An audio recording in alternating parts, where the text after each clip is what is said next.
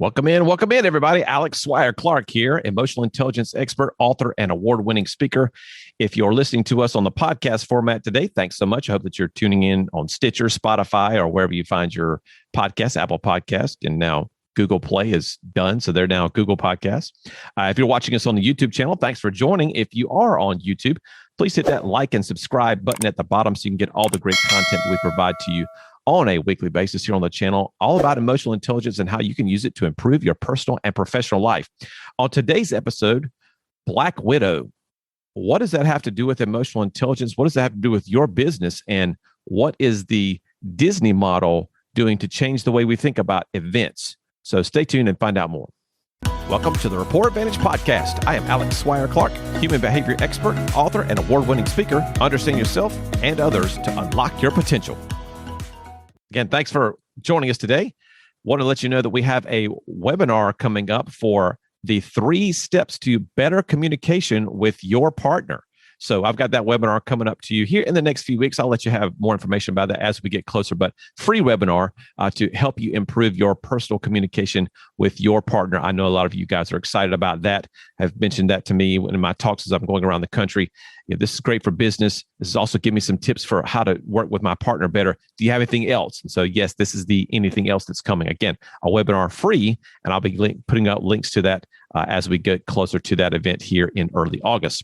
So the theme of today's show, Black Widow. What does it have to do with you and your business and in terms of your personal life as well? So let's talk business first. So I was on LinkedIn and doing just a little bit of floating around, and I happened to notice something. I'm going to share my screen with you here. If you're watching on YouTube, I encourage you to go over there to watch today's podcast. And this is from LinkedIn. And so from that perspective, it's a little thought process by Brent Kruger, one of my contacts out there who's a technical producer. He also does education for event and meeting planners as a consultant as well. And the numbers for Disney's Black Widow's opening box office were released today. This is Tuesday, the 13th. It might have been released Monday.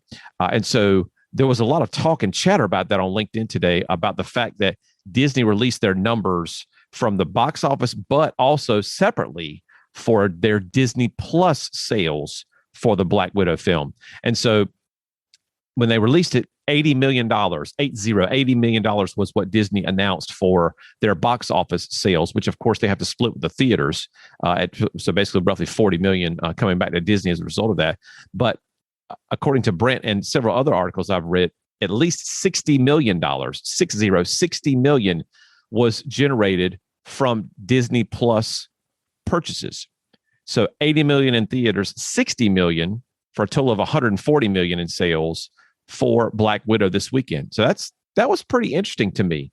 And so from the business standpoint, Brant made a great point in terms of events. And so as CEOs and leaders that I speak to all the time, they're always trying to make their events as great as possible, whether it be, FedEx doing a big sales meeting in Florida, or whether it be, another company like LA Freight who's doing a company get together for all their folks overseas, and they have to do kind of a hybrid situation because they've got folks that work in multiple countries.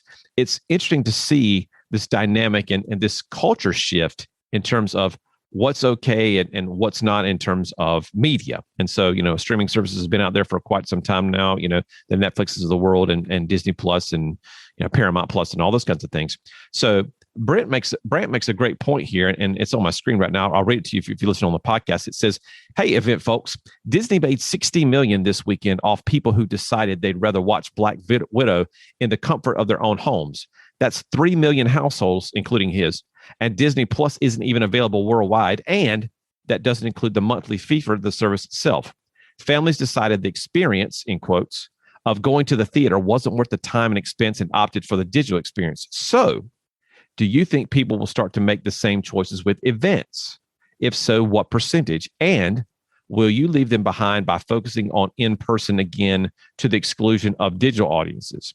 So great point by Brant in terms of this hybrid situation. Is it here to stay? Is it just kind of a flash in the pan with COVID that came through?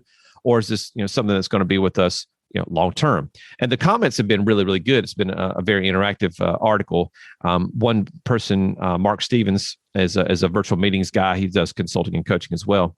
He says, yes and no. Events are about people as much as content, but events have a weakness: the number of available seats. digital massively expands seats and revenue. See the sports events or Disney above. But event online skills and technologies are still primitive, so digital experience is too. It will take some time. Check back in 3 years and you'll be amazed at what we call, quote, an event. Okay, what today looks like versus what was going on 3 years from now. So that's a good point, I think. And he says that events are about people, and that's certainly true. Sales are about people. Companies are about people. Everything in our lives is about people, right? I mean, it revolves around that. I mean, AI isn't taking over the entire world. People are still the driving force for every sale, every relationship, everything that's done on this planet. Adam Perry says, I spotted this, sparked some ideas here for sure. The obvious is paid access to content, but even more so premium or special pre-event content. And that's true. So you might be accessing that online. You might be accessing that through, the prior to COVID, early access, like backstage passes to major celebrities, major people or players in a particular spot. You have some access there. Stuart Mitchell says, I love the cinema. There's nothing like it. The sound, the anticipation, the smell. It's a whole multi-sense sensation. Watching it digitally at home is not quite the same unless you make it a special event. Set the scene, add the extras, popcorn, lighting, and so forth. We don't want Zoom after Zoom or channel after channel on the TV. Event planners need to avoid the vanilla in both live and digital arenas. Both have their place. Now, event planners and platforms need to up their digital game to capitalize on this wider market who don't want or can't make the live event. And so I know that this past weekend, National Speakers Association has a hybrid event out in Las Vegas. So we've got in-person folks, and then those folks who can't make it to that meeting, such as myself. I had other engagements this past weekend, picking up my kids from camp and so forth. So I couldn't make it to Influence in Las Vegas. So what are we doing in terms of in our own companies to try to take advantage of all this new technology, these new tools that people are much more familiar with? In my company, as a CEO of Solor, we've been using Zoom, the Zoom platform, for, 7-8 years, basically about 6 to 8 months after they launched.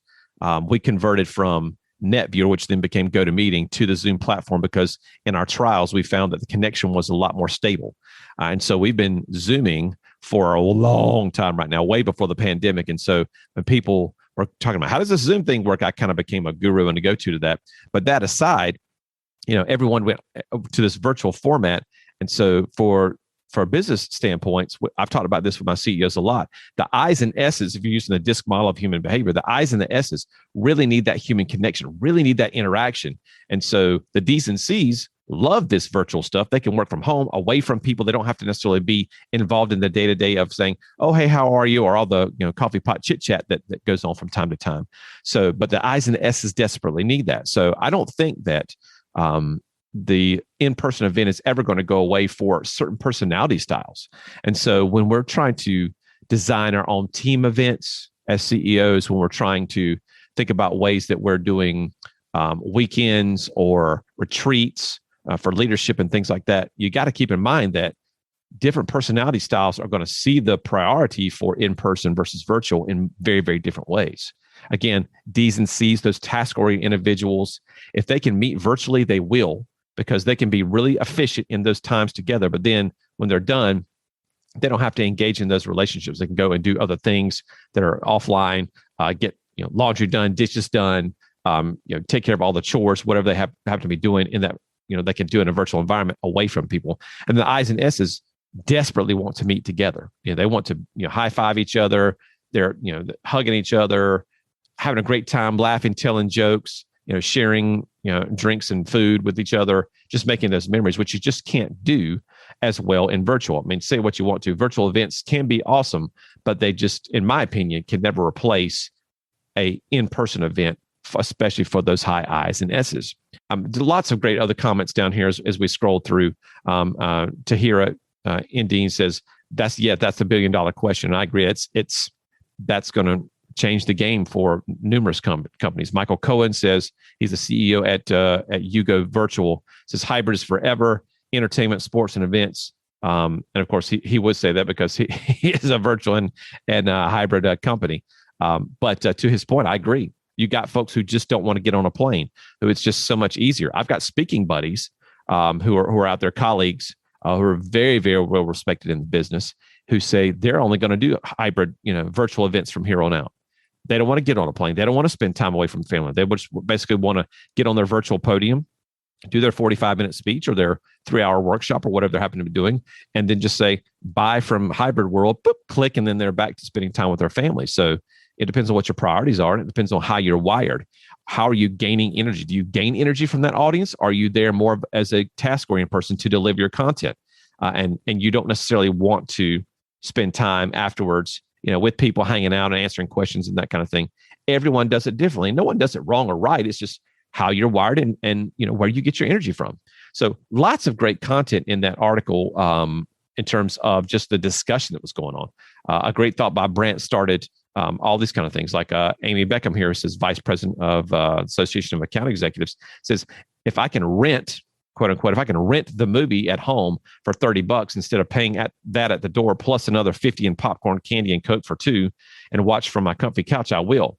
But events are a whole other animal. There's an in-person aspect that will never be captured virtually. While virtual opened up a whole new world for events and made them accessible to many new attendees, it will never fully replace in-person. It will instead enhance it. So again, I think that there are people that want to attend these events for the content, but don't want to have to fool with, going through these, big, expansive exhibition halls and having to go through and talk to different people and talk to reps from different companies about things. They'd rather do that offline or at their own leisure. So there's a lot of pressure to talk to people in those situations. And a lot of high season S's don't want to necessarily do that. S's will want to spend time with colleagues and friends. For example, if you are a member of the like a South Carolina Band Directors Association or Music Educators Association. Those folks build relationships when they're in college and are very collegial when they go to those situations. I know that my daughter attended one of those a couple of years ago, and it was amazing to see everyone just high-fiving and hugging and kind of getting together. That's basically their once or twice a year, seeing each other, kind of communicating, networking, and things like that. A lot of high I's, a lot of S's in those situations. Just sharing those experiences, going out to eat with one another. And then the C's and D's, they kind of sit in the back of the room. They're taking furious notes. They're recording things, really trying to focus on getting the data of what's going on. And I've been told by many, many, many people over the years that the magic at conferences happens in the hallways. It's not in the exhibit halls themselves, and it's not in the in the content of the speakers that you hear. It's the relationships that you build in the hallways between meetings. That's where the magic happens. And again, I think for I's and S's, that's true. I think for C's and D's, it could be true, but that's not their primary focus. Their primary focus is on content and what I can do to make my organization better. What can I do to make myself better? Those kinds of things. So getting back to this, in-person versus virtual from a movie standpoint, from a personal perspective, I think that it really boils down to, what side of the fence are you on? Are you on the right side of the graph or the left side of the graph? Are you an I and S who is looking for that experience, wanting to go out there and do something? From that perspective, if you're going out with a bunch of friends and building community, that's going to be an IRS kind of thing because it's an experience that you're enjoying with the other people. If it's, I just want to go out there and watch the movie and do that kind of thing, if they just want to experience it from just the movie itself and a more controlled environment, that's going to appeal certainly more to a high C who is reserved and task oriented. They want to see the movie, be entertained by the movie, but they don't want to necessarily have to drive all that way, waste all that time. They just go hyper efficient. D's are that way as well. They go hyper efficient. So if they can pay their $30, sit on the couch, watch the movie, and then get back to work or get back to doing other things, that's less time wasted. That's less money out of pocket, which makes their bottom line budget for their household that much better. So I think that we can't just necessarily isolate it to personality alone. There are other factors that are out there clearly that affect whether you want to go out to a movie or not. But I think that those two pieces of personality and that temperament perspective really do have a positive impact on Disney Plus's sales, at their house versus out in the theaters. Obviously, there's a safety issue as well with COVID and people that are comfortable going out, people who've been vaccinated and not. And of course, this isn't the forum to debate those things, but that does play a huge part in it as well. But I think that moving forward, once we're past COVID and this option is available to folks, that I think that, it goes back to personality of the two individuals or the four individuals involved. If it's a family, you're going to have some discussions, maybe some arguments about whether we go out to not, because you're going to have families that are mixed with their own personality styles. Mom and dad might be, one might be a D, one might be an S. We might have a high C child, or maybe a high I child as well. And so they're all going to have different priorities in terms of what's going to be the best experience for them. And then also, if this takes a while to open back up in the theater situation, a lot of young people aren't going to be exposed to some of these things the way that we as adults are, in terms of it's part of their formation of their childhood. So if they don't grow up going to movie theaters, then that's not going to be an experience they're necessarily going to be interested in doing, because they've never done it before, and they might not have any interest in it. So all those things play a part. But I think that it is very, very interesting from a business perspective, thinking about, when we're doing these events now moving forward, it's assumed, that everyone wants to get back to live and in person. And I think that's a jump that you don't necessarily want to make as a business owner. Get some feedback from your people, find out what they want to do. If you want to offer them a virtual option, that might be the best place to go, because folks we have found can still function in a remote world. They can still function virtually, still be uber productive, depending on the personality style. And if you coach through that, knowing what those different styles are, then you're going to get the best out of your employees and your team members. And from a personal standpoint, you're going to get the best out of your family situations, reduce conflict, less arguments, and more happier homes.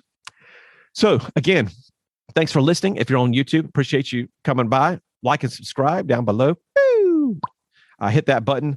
We certainly appreciate it. We're trying to grow the channel as best we can here. We're over 100 subscribers right now. Thank you so much. On our way to 500. That's our next goal. And of course, I've got a webinar coming out for your personal side of things, the 3 secrets to improving your communication with your partner. That's going to be coming out in the early part of August. So be on the lookout for links to that. Would love to have you join me for that, especially if you are someone who has heard or seen me speak before. Thanks so much for watching and listening.